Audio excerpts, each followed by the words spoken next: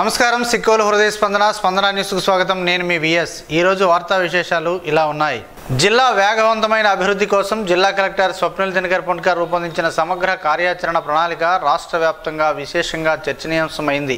ముఖ్యమంత్రి నారా చంద్రబాబు నాయుడు అధ్యక్షతన ఇటీవల విజయవాడలో జరిగిన జిల్లా అధికారుల సమావేశంలో ఆయన జిల్లాలో అమలు చేయబోయే అభివృద్ధి చర్యలను వివరిస్తూ మౌలిక వసతుల విస్తరణ, వ్యవసాయం, పరిశ్రమలు, పర్యాటకం, సంక్షేమ రంగాల్లో వినూత్న మార్గదర్శకాలను ప్రతిపాదించారు। కలెక్టర్ రూపొందించిన 2025-26 జిల్లా అభివృద్ధి ప్రణాళిక మేరకు వ్యవసాయం, పశుపోషణ, హార్టికల్చర్, మత్స్యకార రంగాలతో పాటు ఖనిజ ద్రవకం, విద్యుత్, రవాణా, బ్యాంకింగ్ సేవా రంగాల్లో సమగ్ర ప్రణాళికలు రూపొందించబడ్డాయి। 10,000 హెక్టార్లలో పంట విస్తరణ, సోలార్ విద్యుత్తులో 78 మెగావాట్ల అదనపు సామర్థ్యం, మత్స్య రంగంలో 10% ఉత్పత్తి పెరుగుదల, గ్రామీణ నగర అభివృద్ధి కోసం ఇళ్ల నిర్మాణం, రోడ్లు పునరుద్ధరణ వంటి కీలక కార్యక్రమాలు అమలులోకి రానున్నాయి। 2024-25లో 11,606 కోట్ల వ్యవసాయ దిగుబడి, 2025-26లో 13,399 కోట్ల రూపాయలకు చేరేందుకు, ఉత్పత్తి రంగం 8,594 కోట్లకు, సేవా రంగం 23,071 కోట్లకు పెరిగేందుకు ప్రణాళికలు సిద్ధమయ్యాయి। చిన్న రైతులకు ఆధునిక సాంకేతికత, బ్యాంకింగ్, పారిశ్రామిక పెట్టుబడుల ద్వారా ఉద్యోగ అవకాశాల కల్పన, రియల్ ఎస్టేట్ అభివృద్ధికి వేగవంతమైన అనుమతులు వంటి చర్యలు చేపడతామని కలెక్టర్ వెల్లడించారు। వినియోగదారులు వారి హక్కులపై అవగాహన కలిగి ఉండాలని జవహర్ నవోదయ విద్యాలయ ప్రిన్సిపల్ పరశురామయ్య హితవు పలికారు। వినియోగదారుల హక్కులు, సైబర్ నేరాలపై ఆస్రా ఆధ్వర్యాన అవగాహన కార్యక్రమాన్ని మండలంలోని వెన్నెలవలస జవహర్ నవోదయ విద్యాలయంలో నిర్వహించారు। ఈ సందర్భంగా ప్రిన్సిపల్ మాట్లాడుతూ చట్టాలపై అవగాహన పెంచుకోవాలని అన్నారు। ఈ సందర్భంగా ఆస్రా జిల్లా అధ్యక్షులు డాక్టర్ గంజి ఆర్ ఎజ్రా మాట్లాడుతూ ఆస్రా సంస్థ ద్వారా జిల్లాలో అవగాహన సదస్సులు ఏర్పాటు చేస్తున్నామని పేర్కొన్నారు। వినియోగదారులు మోసపోకుండా ఉండటానికి తమ వంతు కృషి చేస్తున్నామని తెలిపారు। వినియోగదారుడు కొనే ప్రతి వస్తువు పైన కొన్ని హక్కులు ఉంటాయని, ఆ విషయాన్ని ప్రజలు తెలుసుకోవాలని సూచించారు। ఆరోగ్యవంతమైన, న్యాయమైన, స్థిరమైన జీవితం వైపు ముందడుగు వేయాలని అన్నారు। ఈ కార్యక్రమంలో ముఖ్య అతిథులుగా పాల్గొన్న assistant controller legal metrology S Visweswararao, drugs control Srinivas, food safety officer K Venkataratnam, civil supply అధికారి రమణ, పోలీస్ డిపార్ట్మెంట్ నుంచి ఎస్ఐ బి హైమావతి పాల్గొని వివిధ అంశాలపై అవగాహన కల్పించారు। ఈ కార్యక్రమంలో ఆసరా సభ్యులు, ఉపాధ్యక్షులు, సీనియర్ అడ్వకేట్ గేదెల ఇంద్రప్రసాద్, సీనియర్ అడ్వకేట్ సభ్యులు కట్టా పార్థసారథి, కేవీఆర్ కె యాదవ్ బాబు, రాఘవేంద్రరావు తదితరులు ఉన్నారు। జిల్లా బార్ అసోసియేషన్ ఎన్నికలు గురువారం బార్ అసోసియేషన్ హాల్లో జరిగాయి। 2025-26 సంవత్సరానికి గాను నూతన కార్యవర్గాన్ని ఎన్నుకునేందుకు జరిగిన ఎన్నికల్లో ఉత్సాహంగా న్యాయవాదులు పాల్గొని ఓటు హక్కును వినియోగించుకున్నారు। ముఖ్య ఎన్నికల అధికారిగా తర్లాడ రాధాకృష్ణ, సహాయ ఎన్నికల అధికారిగా విజయ్ కుమార్లు వ్యవహరించి ఈ ఎన్నికలు ప్రశాంతంగా జరిగేందుకు కృషి చేశారు। గురువారం సాయంత్రానికి ఓట్ల లెక్కింపు పూర్తి చేసి విజేతల పేర్లను ఎన్నికల అధికారులు ప్రకటించనున్నారు। ఈ నేపథ్యంలో కోర్టు ఆవరణలో ఎన్నికల సందడి నెలకొంది।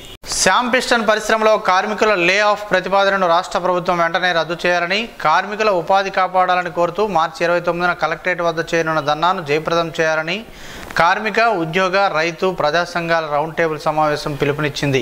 రాష్ట్ర ప్రభుత్వం వెంటనే జోక్యం చేసుకుని రణస్థలం మండలంలో గల శ్యామ్ పిస్టన్ ప్లాంట్ 2 పరిశ్రమలో 200 మంది కార్మికులను లే ఆఫ్ చేయకుండా యాజమాన్యాన్ని ఆదేశించాలని, బలవంతపు రిటైర్మెంట్ ఆపాలని, అక్రమంగా తొలగించిన కార్మికులను వెంటనే విధుల్లోకి తీసుకోవాలని కోరుతూ కార్మిక, ఉద్యోగ, రైతు, ప్రజా సంఘాల ఆధ్వర్యంలో సిఐటియు జిల్లా అధ్యక్షులు సిహెచ్ అమ్మన్నాయుడు అధ్యక్షతన గురువారం శ్రీకాకుళం యూటీఎఫ్ జిల్లా కార్యాలయంలో రౌండ్ టేబుల్ సమావేశం నిర్వహించారు। ఈ సందర్భంగా మాట్లాడుతూ శ్యామ్ పిస్టన్ యాజమాన్యం 200 మంది కార్మికులను లే ఆఫ్ చేయడం కోసం ప్రభుత్వం అనుమతికై దరఖాస్తు చేశారని తెలిపారు। కార్మికులు ఏప్రిల్ 1వ తేదీ నుండి పనిలో నుండి తీసివేస్తారని భయభ్రాంతులు గురవుతున్నారని ఆవేదన వ్యక్తం చేశారు। కావున ఏ విధమైన లే ఆఫ్లు చేయవద్దని యాజమాన్యం వారిని ప్రభుత్వం ఆదేశించవలసిందిగా కోరారు। వేతన ఒప్పందం ప్రకారం గత 5 సంవత్సరాలుగా బోనస్ చెల్లించడం లేదని, గత అక్టోబర్లో చెల్లించాల్సిన బోనస్ నేటికి చెల్లించలేదని తెలిపారు।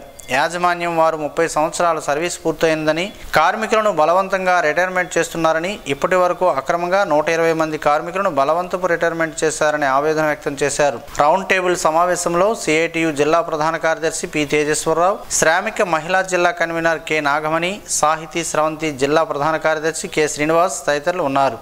నడక ఉద్యమాన్ని బలోపేతం చేసేందుకు పెద్ద ఎత్తున సామాజిక సేవా కార్యక్రమాలు చేపట్టడానికి వాకర్స్ ఇంటర్నేషనల్ సంస్థ వినూత్న తరహాలో కార్యక్రమాలు ఏర్పాటు చేస్తుందని శ్రీకాకుళం నగరానికి చెందిన స్టార్ వాకర్స్ క్లబ్ ప్రతినిధులు పిజి గుప్తా, గేదెల ఇంద్రప్రసాద్, శాసపు జోగినాయుడులు అన్నారు। ఈ ఏడాది 3 ప్రాంతాల్లో ప్రముఖ పుణ్యక్షేత్రాల్లో కౌన్సిల్ సమావేశాలు ఏర్పాటు చేయాలని నిర్ణయం తీసుకున్నారు. ఈ నెల 23న షిరిడిలో, జూన్ 29న తిరుపతి, నవంబర్ లేదా డిసెంబర్లో శ్రీకాకుళం జిల్లా అరసవెల్లిలో కౌన్సిల్ మీటింగ్స్ జరుగుతాయి. షిరిడిలో జరిగే సమావేశం ఎంతో ప్రశాంత వాతావరణంలో విజయవంతంగా నిర్వహించారని గుప్తా చెప్పారు. ఏప్రిల్ 3, 4 తేదీలో విశాఖపట్నంలో ముఖ్య ప్రతినిధుల సమావేశం జరుగుతుందని అన్నారు. శ్రీకాకుళం జిల్లాలో ఉన్న నడక సంఘాల నాయకులంతా ముందుకు వచ్చి కౌన్సిల్ సమావేశం ఏర్పాటు చేయాలని పిలుపునిచ్చారు. ప్రత్యక్ష దైవం శ్రీ సూర్యనారాయణ స్వామి వారి సన్నిధానంలో వాకర్స్ ఇంటర్నేషనల్ సంస్థ కౌన్సిల్ సమావేశం ఏర్పాటు చేయాలనే ఉద్దేశంతో అగ్రనేతలు ఉన్నారని గుప్తా తెలిపారు. స్టార్ వాకర్స్ క్లబ్ వ్యవస్థాపక అధ్యక్షుడు గేదెల ఇందిరాప్రసాద్ మాట్లాడుతూ, నడవండి, నడిపించండి, నవ సమాజ నిర్మాణానికి తోడ్పాటు అందించండి అనే నినాదంతో నడక సంఘాలు ముందుకు సాగుతున్నాయని అన్నారు. ఈ కార్యక్రమంలో స్టార్ వాకర్స్ క్లబ్ అధ్యక్షుడు గుడ్ల జగ్గారావు, సుగంధం సంజీవరావు, గేదెల లక్ష్మి, ఎం మల్లిబాబు తదితరులు పాల్గొన్నారు. జిల్లా వ్యాప్తంగా రబీ 2024-25 సీజన్కు గాను అపరాల కొనుగోలు నమోదు ప్రక్రియ ప్రారంభించడం జరుగుతుందని జాయింట్ కలెక్టర్ ఫర్మాన్ అహ్మద్ ఖాన్ ఒక ప్రకటనలో పేర్కొన్నారు. ప్రభుత్వ ఆదేశాల మేరకు నాఫెడ్, మార్క్ఫెడ్ ఆధ్వర్యంలో జిల్లా వ్యాప్తంగా రబీ 2024-25 సీజన్లో సాగు చేసిన అపరాల కొనుగోలుకు గాను నమోదు ప్రక్రియ ప్రారంభించడం జరిగిందని అన్నారు. క్వింటా మినుములకు 7,400 రూపాయలు, క్వింటా పెసలకు 8,682 రూపాయలుగా మద్దతు నిర్ణయించినట్లు పేర్కొన్నారు.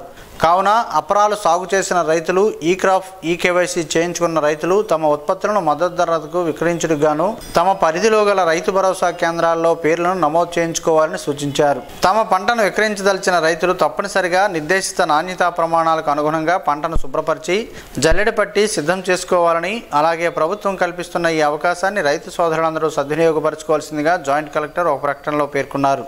శ్రీకాకుళం రూరల్ మండలం కిల్లిపాలెం 2 విశాఖ ఏ కాలనీ ప్రాంతంలో జరుగుతున్న డ్రైనేజీలు, సీసీ రోడ్ల పనులను శ్రీకాకుళం నియోజకవర్గ శాసనసభ్యులు గొండు శంకర్ పరిశీలించారు. అనంతరం స్థానికులతో ఆయన మాట్లాడి వివరాలు తెలుసుకున్నారు. ఈ సందర్భంగా మాట్లాడుతూ సీసీ డ్రైన్లు, రోడ్లు పనులు సకాలంలో జరిపే విధంగా చర్యలు తీసుకుంటామని తెలిపారు. కాలనీలో మౌలిక సదుపాయాలు, సీసీ రోడ్ల నిర్మాణ పనులు పూర్తి స్థాయిలో జరిగే విధంగా అభివృద్ధి కార్యక్రమాలపై చర్యలు తీసుకుంటామని అన్నారు. కూటమి ప్రభుత్వ హయాంలో పట్టణ ప్రాంతాలు సర్వాంగ సుందరంగా తీర్చిదిద్దడం జరుగుతుందని తెలిపారు. ఈ కార్యక్రమంలో మున్సిపల్ కమిషనర్, సచివాలయ సిబ్బంది, వార్డు కౌన్సిలర్లు, స్థానిక నాయకులు, కార్యకర్తలు, ప్రజలు పాల్గొన్నారు.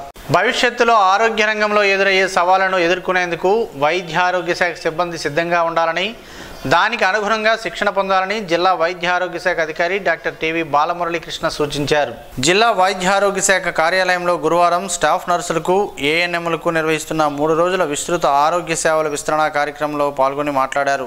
ఓరల్ హెల్త్, క్యాన్సర్, మానసిక ఆరోగ్యం, స్త్రీ సంబంధిత వ్యాధులు, వృద్ధాప్య సేవలు, మాతా శిశు సంరక్షణ మొదలగు వాటిలో వైద్య ఆరోగ్య శాఖ సిబ్బంది పూర్తి అవగాహన పెంచుకోవాలని సూచించారు. ఇటువంటి పునశ్చరణ శిక్షణ వలన మరింత వృత్తి నైపుణ్యం పెరుగుతుందని అన్నారు. DCMOలు డాక్టర్ రవీంద్ర, వాన సురేష్ కుమార్, మాస్టర్ ట్రైనీలు డాక్టర్ జీవి లక్ష్మి, డాక్టర్ కృష్ణ చైతన్య, డాక్టర్ ఉషశ్రీ తదితరులు పాల్గొన్నారు. 117 జీవోను రద్దు చేస్తూ ప్రస్తుత ప్రభుత్వం విద్యా వ్యవస్థని బలోపేతం చేసేందుకు 4 విధాలుగా విద్యా విధానాన్ని అమలు చేస్తుందని శ్రీకాకుళం నియోజకవర్గ శాసనసభ్యులు గొండు శంకర్ తెలిపారు. గార మండలంలోని ఎంపీడీఓ ఆఫీసులో ఉపాధ్యాయులతో సమావేశం నిర్వహించారు. ఈ సమావేశంలో ఎమ్మెల్యే మాట్లాడుతూ విద్యా విధానం 4 విధాలుగా foundation course, basic primary, model primary, high school విద్యా విధానం ద్వారా విద్యా బోధన నిర్వహించేందుకు ప్రణాళికలు సిద్ధం చేశారని, ఈ తరహా విద్యా విధానంతో మంచి ఫలితాలు వస్తాయని అన్నారు. పాఠశాలలో విద్యా బోధన, విద్యా విధానంలో మార్పు ఈ 4 విధాలుగా జరుగుతాయని, ఇది విద్యా విధానంలో మార్పులు తీసుకొస్తుందని తెలిపారు. 117 జీవో ద్వారా విద్యా విధానంలో ఎంతో నష్టం జరిగిందని, అందువల్ల దానిని ప్రభుత్వం రద్దు చేసిందని తెలిపారు. ఆంధ్రప్రదేశ్ పబ్లిక్ సర్వీస్ కమిషన్ నేతృత్వాన డిప్యూటీ డిఓ పోస్టుల కోసం నిర్వహించిన కంప్యూటర్ ఆధారిత పరీక్షలు జిల్లాలో ప్రశాంతంగా ముగిశాయి.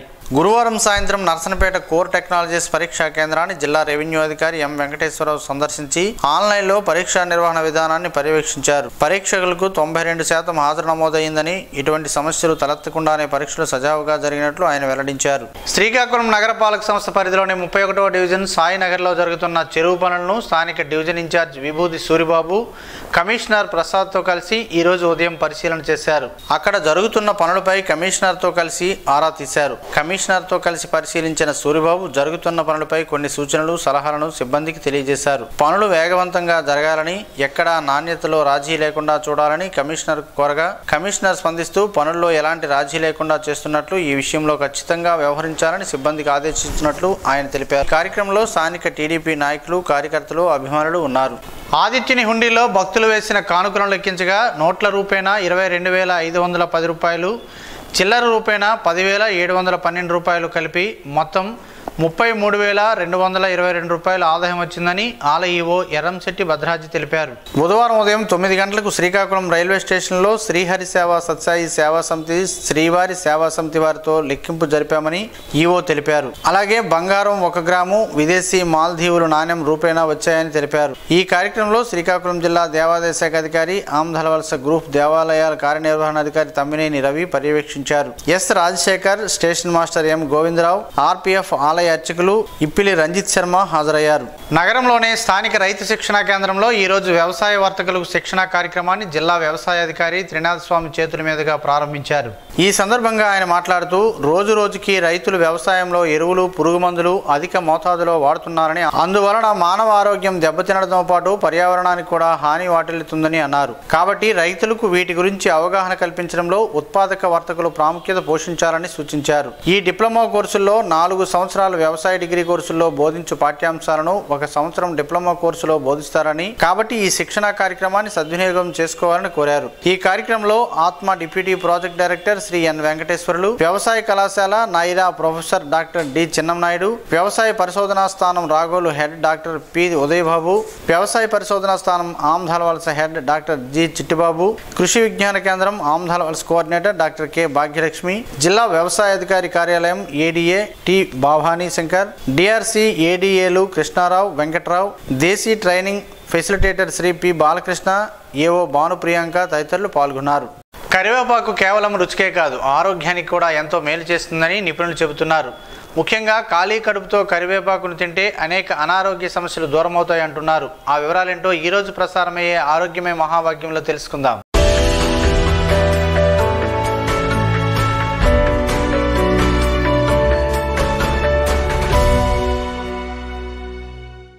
కరివేపాకులో calcium, phosphorus, iron, vitamin C, vitamin A వంటి పోషకాలు పుష్కలంగా ఉంటాయి. ఇవి కాలేయం, జీర్ణ వ్యవస్థలను ఆరోగ్యంగా ఉంచుతాయి. అంతేకాదు కరివేపాకులో ఇంకా చాలా ఆరోగ్యకరమైన గుణాలు ఉన్నాయి. రోజు ఉదయం ఖాళీ కడుపుతో కరివేపాకు నీటిని తాగడం వల్ల మంచి ఫలితాలు ఉంటాయి. నిమ్మరసం, కరివేపాకు రసంలో చక్కెర కలిపి తాగడం ద్వారా వాంతులు, వికారం వంటి సమస్యలు పరిష్కారం అవుతాయి. ప్రతిరోజు ఖాళీ కడుపుతో కరివేపాకును తినడం వల్ల కాలేయం ఆరోగ్యంగా ఉంటుంది. కరివేపాకు కాలేయ పనితీరును మెరుగుపరుస్తుంది. అంతేకాదు కరివేపాకు లివర్ సిరోసిస్ ప్రమాదాన్ని కూడా తగ్గిస్తుంది. కరివేపాకు జీర్ణ వ్యవస్థను బలోపేతం చేయడానికి సహాయపడుతుంది. ఖాళీ కడుపుతో కరివేపాకు తినడం వల్ల కడుపు నొప్పులు తగ్గుతాయి.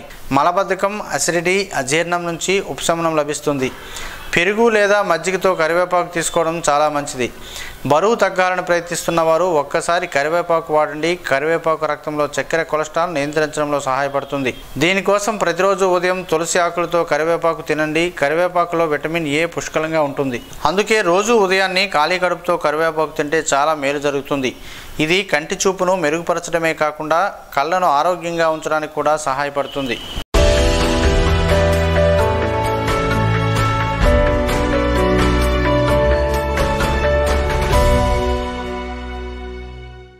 ఈ రోజు వార్తల్లో ఒక మంచి మాటను విందాం, ఆచరిద్దాం. సమాజ శ్రేయస్సుని కాంక్షిస్తున్న మహనీయుల మాటల్లో నుంచి ఈరోజు.